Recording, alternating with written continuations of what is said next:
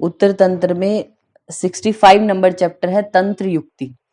तंत्र युक्ति जहां ये चैप्टर स्टार्ट हो रहा है वहीं पे लिख लीजिए सुश्रुत 32, यानी जो तंत्र युक्तियां हैं वो सुश्रुत ने बोली 32, चरक ने 36, भट्टार हरिश्चंद्र ने 40। नंबरिंग इंपॉर्टेंट है। सुश्रुत ने 32 बोली तंत्र युक्तियां, चरक ने 36, भट्टार हरिश्चंद्र ने 40। चरक ने जो 36 लिखे हैं उसकी ब्रैकेट में आप लिख लीजिए जी, सुश्रुत ने 32, चरक ने 36 और भट्टार हरिश्चंद्र ने है 40। 32, 36 और 40 सुश्रुत, चरक और भट्टार हरिश्चंद्र इनके अकॉर्डिंग। जो चरक के अकॉर्डिंग आपने 36 लिखा है उसकी ब्रैकेट में लिख लीजिए PPSU, मतलब जो सुश्रुत ने 32 मानी उसके अलावा 4 इन्होंने एक्स्ट्रा कौन सी मानी है, PPSU। इससे याद रखना, वो तो जब आप चरक संहिता में पढ़ोगे इनके नाम तो तब याद हो जाएंगे, लेकिन PPSU ये जो एक निमोनिक्स है ये याद रखना। PPSU मीन्स इसका मतलब क्या है, प्रयोजन, प्रत्यय, उत्सार, उद्धार और संभव। संभव और उद्धार, इस तरीके से ये 4 एक्स्ट्रा मानी चरक ने। फिर भट्टार हरिश्चंद्र ने 40 मानी, मतलब जो चरक वाली हैं उनमें भी HPVV। भट्टार हरिश्चंद्र की 40 के ब्रैकेट में लिख लीजिए HPVV। HPVV इसका मतलब क्या, हेतुवाक्य है, परिप्रश्न है, व्याकरण है, व्युत्क्रांत विधान, ये इन्होंने एक्स्ट्रा बोली, वो आएगा भी आगे। आप अभी उसके बाद इसमें देखिए आप 3 नंबर श्लोक में द्वात्रिंशत तंत्र युक्तियों को हाईलाइट किया आपने, यानी द्वात्रिंशत मतलब 32 तंत्र युक्तियां भवन्ते शास्त्रे, शास्त्र में इतनी तंत्र युक्तियां। तद्यथा अधिकरणम को हाईलाइट कर लीजिए, पहली याद हो आपको, बाकी तो हम आगे आगे एक नाम पढ़ेंगे ना तो याद हो जाएंगे। अधिकरणम और सबसे लास्ट 32 इन्होंने मानी ऊह्यम, ये आपको याद रखना है, अधिकरणम और ऊह्यम। नेक्स्ट आइए 628 पेज नंबर पे विमर्श जो लिखा हुआ है, विमर्श, विमर्श की 3rd लाइन में देखिए, 3rd लाइन विमर्श पीछे की तरफ, चरकाचार्य ने सुश्रुत 32 तंत्र युक्तियों के अलावा प्रयोजन, प्रत्युत्सार, उद्धार और संभव यानी PPSU की एक्सप्लेनेशन ये दी, मतलब नाम जो है प्रयोजन, प्रत्युत्सार, संभव और उद्धार ये 4 अधिक मानी। फिर भट्टार हरिश्चंद्र ने चरकोक्त जो 36 है उनमें 4 एक्स्ट्रा मानी, परिप्रश्न, व्याकरण, व्युत्क्रांत अभिधान और हेतुवाक्य। HPVV हेतुवाक्य, P से परिप्रश्न, V से व्याकरण और V से व्युत्क्रांत अभिधान, ये एक्स्ट्रा मानी है उन्होंने। नेक्स्ट आता है हमारा 4 नंबर श्लोक में, आप देखिए तंत्र युक्ति का प्रयोजन क्या है। तो सुश्रुताचार्य हैं जो, मतलब फिर वो क्या बताते हैं, मीन्स क्या यूज है इसका, तो वाक्य योजन और अर्थ योजन 2 प्रयोजन है इसके, हाईलाइट कर लीजिए, वाक्य योजन और अर्थ योजन। मतलब तंत्र युक्तियों का आप यूज क्या है, जैसे कि अभी जो आचार्य हैं उन्होंने लिख दिया कहीं पे, तो यूज क्या है अब तंत्र युक्तियों का, मतलब जो कोई गूढ़ शब्द जो छिपे हुए हैं वाक्य में। कई बार क्या होता है, जैसे हमें कोई चीज लिख के दी है और हमें समझ नहीं आता वो कि क्या लिखा हुआ है, तो आप उसको तंत्र युक्तियों से जानते हो, अपनी युक्ति से। तो इस काम में यूज होती है वाक्य योजन के लिए और अर्थ योजन के लिए। मतलब वाक्य का योजन क्या, कि अगर कोई असंगत वाक्य है तो वो क्या कहना चाहता है वो पता कराती है, या फिर अर्थ योजन का मतलब किसी भी वर्ड में कोई छुपा हुआ अर्थ है उसका प्रकाशन करने वाली होती है तंत्र युक्तियां। नेक्स्ट 5 नंबर श्लोक में बोला, 5 नंबर श्लोक इस की हिंदी में, इस विषय में यहाँ कुछ श्लोकों का उल्लेख है, जैसे असदवादियों के द्वारा प्रयुक्त हुए वाक्यों का प्रतिषेध करना, अपने वास्तविक सिद्धांत का स्थापन करना, मंडन करना तंत्र युक्तियों का प्रयोजन है। फिर 6 नंबर में और भी बोला गया कि जो अर्थशास्त्र में स्पष्ट नहीं है, लीन है, छुपे हुए हैं या लेश मात्र यानी बहुत थोड़ा सा एक्सप्लेन, मतलब थोड़ा सा लिखा उसको एक्सप्लेन नहीं किया, तो उनको भी स्पष्ट करना तंत्र युक्तियों का ही काम है। सबसे पहली हमारी 8 नंबर श्लोक में तंत्र युक्ति है अधिकरण। तो तत्र अधिकरणम अधिकृत उच्यते अधिकरणम, यानी जिस अर्थ का अधिकार करके जो कोई अर्थ विवेचन किया जाता है उसको अधिकरण कहा गया। जैसे आपको क्या है, आपने बोला यह रसाधिकार है, दोषाधिकार है, मीन्स क्या है, अब इसमें दोषों के बारे में आप बताओगे, तो ये अधिकरण बोला गया। नेक्स्ट देखिए विमर्श है, जो विमर्श की लास्ट लाइन है ना, ये जो श्लोक लिखा है तैलम पिबेच ऐसे करके, इसके ऊपर एक लाइन लिखी है, येन वाक्यम युज्यते स योग। योग को क्या बोला गया, जिसके द्वारा वाक्य का प्रयोग होता है उसको योग कहा गया। येन वाक्यम युज्यते स योग आपने हाईलाइट किया। नेक्स्ट हमारा आता है 10 नंबर श्लोक। नेक्स्ट पेज पे 10 नंबर श्लोक। यो अर्थे अभिहतम सूत्रे पदे वा सपदार्थ है, पदस्य पद्योपादानां वा अर्थ पदार्थ है, अपरिमिताश्च पदार्थ है को आपने हाईलाइट किया। अपरिमिताश्च पदार्थ है, यानी पदार्थ क्या होता है हिंदी में, देखिए जो 10 नंबर श्लोक है उसकी फर्स्ट 2 लाइनें आप लोग को पढ़नी है हिंदी में। किसी सूत्र में या पद में जो अर्थ कहा गया उसे पदार्थ बोलते हैं। मतलब 2 वर्ड से मिला ना, पद और अर्थ, यानी जिस पद में जो मीनिंग कहा गया, अर्थ कहा गया, दैट इज पदार्थ। या फिर एक पद का अर्थ, 2 पदों का अर्थ या अनेक पदों का अर्थ पदार्थ कहलाता है। या अपरिमिताश्च पदार्थ, मतलब संसार में तो अपरिमित यानी अनेक चीजें होती है ना जिनको आप काउंट भी नहीं कर सकते, वो भी पदार्थ कहे गए हैं। नेक्स्ट है 11 नंबर श्लोक में, देखिए राइट पेज पे बिल्कुल बॉटम में, यद अन्येन उक्तम अर्थाय साधकम भवंती हेत्वार्थ। हिंदी में देखिए, जिस किसी अन्य वाक्य के उच्चारण करने से दूसरे अर्थ का समाधान हो जाए उसको हेत्वार्थ बोला गया है। जैसे एग्जाम्पल दिया कि मिट्टी का पिंड जल से आर्द्र हो जाता है, उसी प्रकार उड़द और दुग्ध आदि कफ वर्धक पदार्थों के सेवन से व्रण क्लेद युक्त हो जाता है। आपने क्या किया, एक चीज बताई किसी को, उससे ही आपने दूसरी चीज को स्पष्ट कर दिया, दैट इज हेत्वार्थ है। फिर 12 नंबर जो श्लोक है उसको हाईलाइट करना, समास वचनम उद्देश्य। समास वचनम उद्देश्य यानी संक्षेप में कोई बात कहना, उसको क्या बोला जाता है, उद्देश्य कहा जाता है। जैसे आपको जो चरक संहिता है उसमें बोला गया हेतु लिंग औषध ज्ञानम, ये त्रिसूत्र आयुर्वेद है। अब आयुर्वेद तो देखिए कितना ब्रॉड है ना, उसको लेकिन 3 सूत्रों में कह दिया, हेतु लिंग औषध। इतने बड़े आयुर्वेद को, अष्टांग आयुर्वेद है, मतलब पूरा आयुर्वेद है, उसको 3 वर्ड में आपने बोल के छोड़ दिया, 3 सूत्रों में, दैट इज उद्देश्य है। समास वचनम उद्देश्य आपने हाईलाइट किया, याद रखना है। फिर है 13 नंबर श्लोक में, देखिए 13 नंबर श्लोक, विस्तार विस्तार वचनम निर्देश। निर्देश देना, किसी को पूरा एक्सप्लेन करोगे आप, जो विस्तार से कहा जाए उसको निर्देश कहा जाता है। फिर है हमारा 14 नंबर श्लोक में बोला, एवं इति उपदेश यथा तत्र न जिग्रहात रात्रो द्रीवा स्वप्नश्च वर्जियत इति, यानी जैसे आहार विहार जब आपको बता रहे हैं वो आपका उपदेश है, जैसे रात्रि में ज्यादा नहीं जागना चाहिए, दिन में ज्यादा सोना नहीं चाहिए, तो आपको क्या दिया, उपदेश दिया इस चीज का।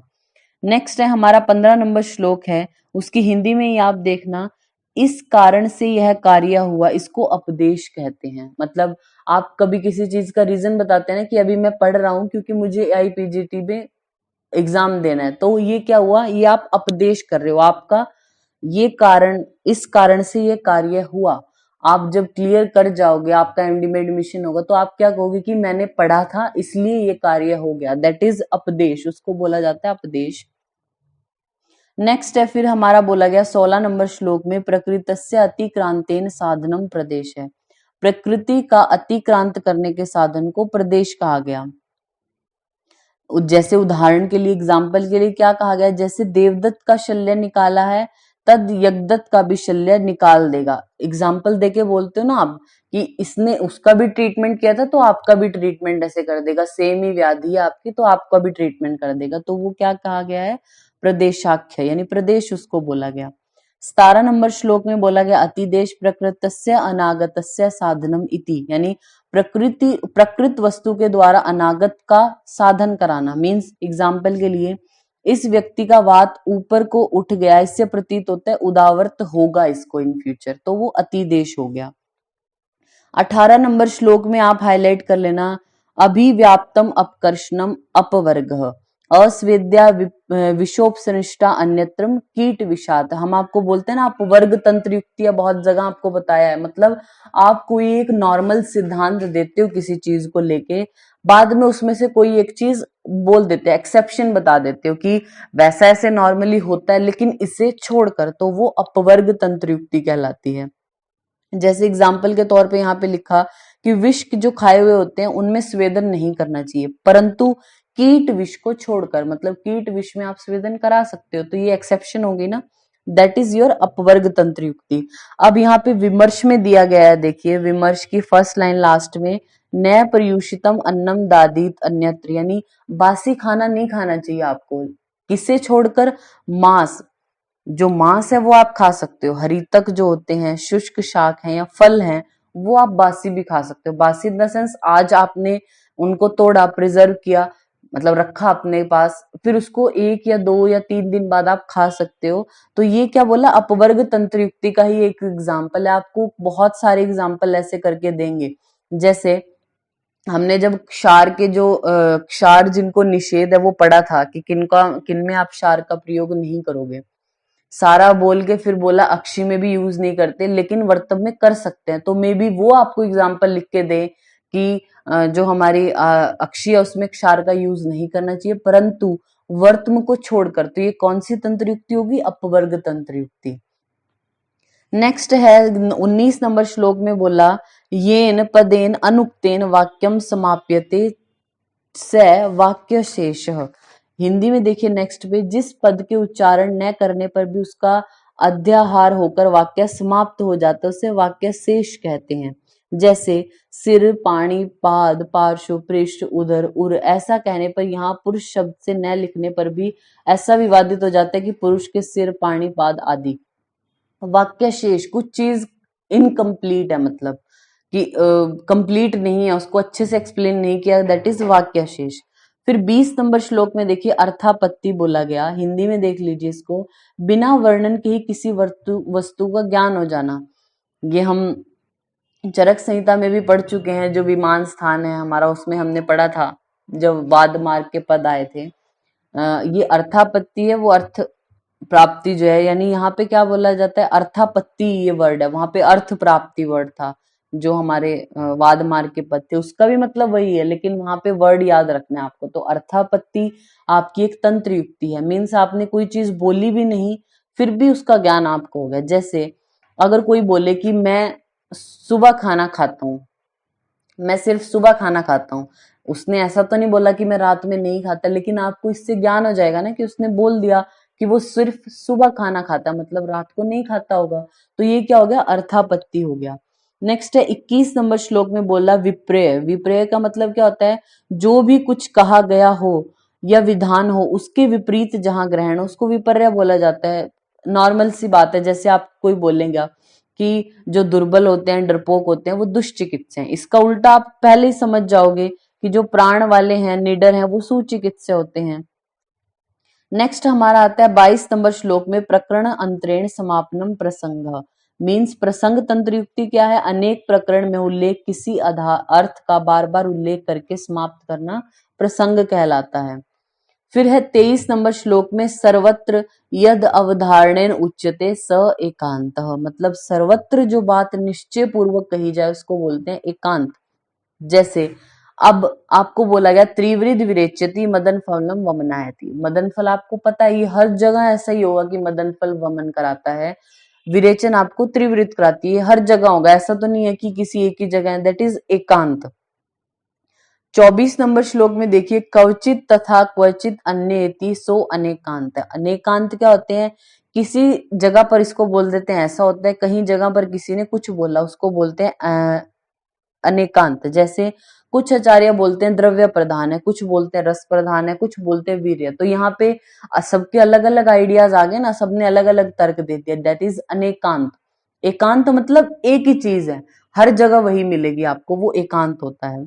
फिर 25 नंबर श्लोक में हाईलाइट करना, फर्स्ट आक्षेप पूर्वक प्रश्न है, पूर्व प्रश्न पक्ष है, किसी वस्तु का आक्षेप करते हुए प्रश्न करना पूर्व पक्ष कहलाता है। जैसे किस प्रकार वातजन्य 4 प्रकार के प्रमेय असाध्य हैं। आपने किसी ने आपको बोला कि जो वातज प्रमेय होते हैं वो असाध्य हैं, तो आप एकदम क्वेश्चनिंग करते हो कि ऐसा क्यों है, बताना हमें, क्वेश्चन करते हो, तो आक्षेप पूर्वक प्रश्न है, उसको पूर्व पक्ष कहा जाता है। तो ये आपने एकांत, अनेकांत और पूर्व पक्ष को हाईलाइट किया फर्स्ट लाइन को इनकी। नेक्स्ट हमारा आता है 28 नंबर श्लोक में भी आप हाईलाइट करना, परमतम अप्रतिसिद्धम अनुमतम, मतलब परमत, पर का मतलब होता है कोई दूसरा, आपसे अलग, परमत, मत किसी की भी कोई चीज, उनका जो सोचने का तरीका है, अप्रतिसिद्धम, उसको भी आपने क्या कर लिया, मान लिया। जैसे आपको किसी ने बोला कि जी द्रव्य प्रधान होता है या फिर ये मेडिसिन इस डिजीज में देनी है, आपने बिना सोचे समझे कि वो गलत बोल रहा है सही बोल रहा है वो स्वीकार कर लिया, दैट इज अनुमत, उसको बोला जाता है। तो परमतम अप्रतिसिद्धम इज अनुमतम, ये आपने हाईलाइट किया। ये श्लोक की फॉर्म में भी आपसे पूछे जा सकते हैं या हिंदी में भी लिख के पूछे जा सकते हैं, तो दोनों तरीके से पढ़ना है। फिर 29 नंबर श्लोक में देखिए, प्रकरण अनुपूर्व्या अभिहतम विधानम को आपने हाईलाइट किया। प्रकरण के अनुपूर्व किसी का वर्णन करना विधान कहलाता है। जैसे शक्ति के मर्म 11 हैं, ऐसा प्रकरण पूर्वक कहा गया है, ठीक है, विधान दे दिया, किसी चीज को एक्सप्लेन कर दिया प्रकरण के अनुपूर्व, यानी प्रकरण जो है वो प्राप्त करके किसी चीज को, जैसे बोल दिया शक्ति में 11 मर्म है, ऐसा पहले कह दिया गया, और पहले शक्ति मर्म पूरा एक्सप्लेन किया हुआ है कि क्षिप्र है, तल, हृदय, कूच, ये सब, ये विधान पूरा दे दिया। नेक्स्ट है हमारा 30 में अनागत वेक्षणम, एवं वक्षंती इति अनागत वेक्षणम, यानी अनागत भविष्य में किसी विषय का कार्यार्थ अवेक्षण करना अनागत वेक्षण कहा जाता है। जैसे आपको बोले सूत्र स्थान में बोले कि यह विषय चिकित्सा स्थान में कहा जाएगा, मीन्स इन फ्यूचर कहा जाएगा ना, अगले स्थान में कहा जाएगा, अभी कहा नहीं है, दैट इज अनागत वेक्षण। फिर हमारा आता है 31 में देखिए अतिक्रांत वेक्षण, अतिक्रांत मतलब पहले कह दिया, जैसे चिकित्सा स्थान में कोई वर्णन करे चीज और बोले कि ऐसा सूत्र स्थान में कह दिया था, पास्ट की चीज बताता है तो अतिक्रांत, इन फ्यूचर वाली बताए अनागत, अनागत मीन जो आने वाला है उसके बारे में बताए, तो ये याद रखना है आपको, ठीक है। हिंदी में भी आपको लिख के दे सकते हैं कि श्लोक स्थान में कहे हुए विषय को चिकित्सा स्थान में बताइए, चैप्टर वाइज कहा जाए आपको, इससे आपको चैप्टर भी याद होने चाहिए कि पहले कौन सा चैप्टर बोला। जैसे आपको बोला जाए कि जो राज्यक्षमा है उसमें कोई भी ट्रीटमेंट बोला और बोलेंगे कि ये घृत उरक क्षत में दिया गया, तो उरक क्षत में यूज होने वाले घृत राज्यक्षमा में देते, तो राज्यक्षमा पहले आता है, तो ये अनागत वेक्षण हुआ, यानी भविष्य में आने वाली जो आपको सर्पी आदि बताएंगे वो अब बता दिया गया कि वहां देख लेना आप। इसी तरह अगर आप उरक्षत की बात करो, उरक्षत में बोलते हैं राज्यक्षमा के समान ट्रीटमेंट करें, तो राज्यक्षमा पीछे पहले था, आ गया था, यानी पास्ट की बात होगी, तो उसको अतिक्रांत वेक्षण कहा जाता है। तो किसी भी तरीके से एग्जाम्पल आपको पूछ सकते हैं, ऐसा नहीं है कि आपने यही रट लिया और किसी तरीके से पूछा नहीं जाए, किसी चैप्टर को भी आप करके पूछ सकते हैं। जैसे अभी एग्जाम्पल दिया ना हमने राज्यक्षमा का, या फिर जो आपको उरक्षत का दिए, तो एक एग्जाम्पल हो गया, और भी एग्जाम्पल आपसे बोले जा सकते हैं। नेक्स्ट है 32 नंबर श्लोक में बोला, उभय हेतु दर्शनम संशयम, दोनों प्रकार से असमान अर्थों के हेतु का वर्णन करना संशय कहलाता है। तल हृदय नामक मर्माघात होने से प्राण नाशक होता है, पानी ये या पाद का छेदन प्राण हारक नहीं होता। संशय है ना, अब आपको डाउट है, तल हृदय आपके हाथों में होता है, उसको बोलते हैं अगर अब उस पे आघात हो जाए तो मृत्यु हो जाएगी, जबकि फिर कहीं बोल देंगे कि पानी और पाद का अगर आप छेदन करते हो, आघात करते हो, तो प्राण नाशक है ही नहीं।